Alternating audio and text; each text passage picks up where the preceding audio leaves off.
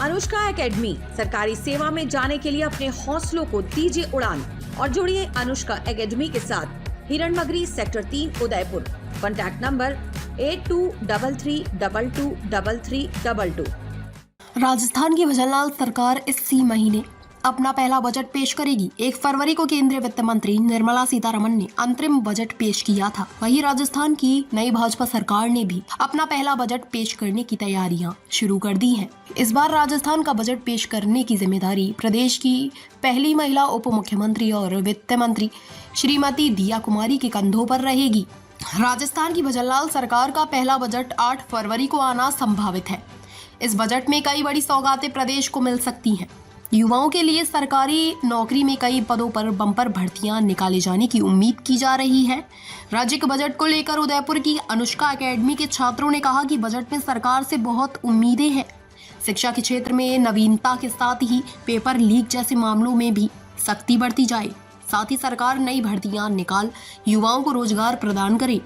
वहीं एकेडमी के शिक्षकों की उम्मीद है कि सरकार जिस तरह से शिक्षण व्यवस्था पर जोर दे रही है उसी तरह कोचिंग व्यवस्था पर भी जोर देगी तो व्यवस्था और मजबूत होगी। बजट आ रहा है, आपका नाम बता के बताना किस तरह की उम्मीदें हैं, आपको क्या चाहिए राज्य सरकार से?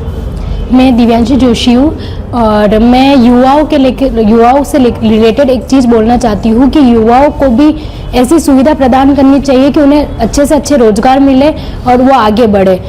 बहुत बार होता है कि हम एग्जाम्स के फॉर्म्स भरते हैं और लास्ट टाइम पे जब एग्जाम 4 दिन पहले होता है तब हमारा फॉर्म रिजेक्ट हो जाता है। तो उससे लेकर व्यवस्था करनी चाहिए कि अगर हमारा फॉर्म रिजेक्ट हो रहा है तो हमें एक मौका और दिया जाए ताकि हम उस एग्जाम में बैठ सके। उसके लिए हम सालों भर से तैयारी करते और 4 दिन पहले अगर फॉर्म रिजेक्ट हो गया तो हमारा सारा मोटिवेशन जो भी कुछ होता है वो सब डाउन चला जाता है। तो मेरा यही मानना है कि एग्जाम से रिलेटेड जो फॉर्म भरे जाते हैं उसमें सुधार किया जाए।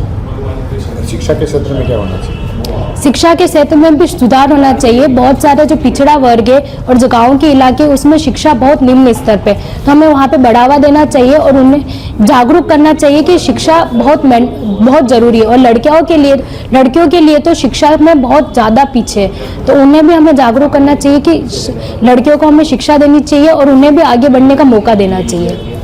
मेरा नाम कुसुम गायरी है। मैं ये चाहती हूँ शिक्षा के क्षेत्र में आगे बहुत सारी योजनाएं बनाएं और ऐसा है कि जैसे अनुप्रति जैसी और भी योजनाएं जिसपे ना अलग अलग कोचिंग से या किसी से भी सरकार है ना आगे से मतलब स्कॉलरशिप भेजे जो है ना जो आगे बढ़ पाए, जो है ना मतलब है ना स्टूडेंट्स जो नहीं बढ़ पाते और जो जैसे एग्जाम सेंटर पे टाइम पे जाते हैं उनके एग्जाम्स लीक हो जाते हैं, पेपर लीक हो जाते हैं। वो इतने सालों से मेहनत करते हैं फिर भी है ना उनकी मतलब टाइम पे ना नहीं होते एग्जाम और एग्जाम होते हैं तो भी पेपर लीक हो जाते हैं। तो ये सबसे बड़ी प्रॉब्लम है और ये इस प्रॉब्लम पे सबसे ज्यादा सरकार को ध्यान देना चाहिए। और बहुत सारी स्कीम्स को रिलेटेड भी है, जैसे स्कॉलरशिप है, स्कॉलरशिप टाइम पे नहीं मिलती है। अभी वाली सरकार ने स्कॉलरशिप को रिलेटेड इतना प्रॉब्लमेटिक कर दिया है कि हर चीज पूरे मतलब डॉक्यूमेंटेशन पूरा होना चाहिए। हर चीज को हर मोबाइल नंबर से बैंक लिंक से हर चीज को रिलेटेड रखो, लिंक करो। हर वापस मतलब जैसे कोई नहीं है जैसे भामाशाह, जन आधार, ऐसी कोई भी वैकेंसी मतलब ऐसी कोई भी जैसे योजना है तो वो वाली हमको वापस लिंक कराने के लिए शुरू से स्टार्टिंग से प्रोसेस कराना पड़ता है। और जैसे बहुत सारे सर्वर की प्रॉब्लम है तो अभी जैसे बहुत टाइम से आधार कार्ड का सर्वर नहीं चल रहा है और इतना ज्यादा प्रॉब्लम आ रहा है कि अगर वो नहीं कराते तो आप कोई से भी फॉर्म नहीं भर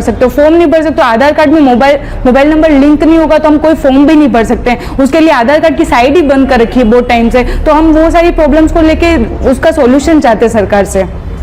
रोजगार को लेकर महिला सुरक्षा को लेके कि महिला है ना मतलब कोई भी मतलब जैसे कि पढ़ने को रिलेटेड है तो महिला कहीं पे बाहर नहीं जाती है, दूसरी जगह पे रहती है तो वो खुल के मतलब ना तो वहाँ पे पढ़ सकती है मतलब रहती है। तो मतलब हर चीज में ग्रामीण को लेके देखो तो बहुत पिछड़ा हो गया है कि मतलब उनको जाके स्कीम्स पता है, उनको हर चीज में ना सुरक्षा महसूस कराए। जैसे कि कोई जैसे बहुत सारी चीजें हो गई पढ़ाई से रिलेटेड तो उनको ना मतलब रोजगार को लेके कि उनको सुरक्षा महसूस हो हर जगह पे। और कोई कैंप हो गए, कैंप भी लागू करने चाहिए हर जगह पे। कैंप लगाएंगे उनको मतलब जागरूक करना चाहिए कि पढ़ाई से रिलेटेड आप अच्छा कर सकते हो। यूँ राजस्थान का बजट आने वाला है तो मैं सबसे महत्वपूर्ण बात पे इसमें सरकार से अपनी उम्मीदें जाहिर करना चाहता हूँ और वो है शिक्षण व्यवस्था। देखिए आज के इस माहौल में जितने भी बच्चे पढ़ रहे हैं, जो भी करियर ओरिएंटेड पढ़ाई कर रहे हैं, वो कहीं ना कहीं कोचिंग अकेडमी से जुड़े हुए हैं। तो राजस्थान की शिक्षण व्यवस्था में कोचिंग एकेडमीज का एक बहुत महत्वपूर्ण रोल है।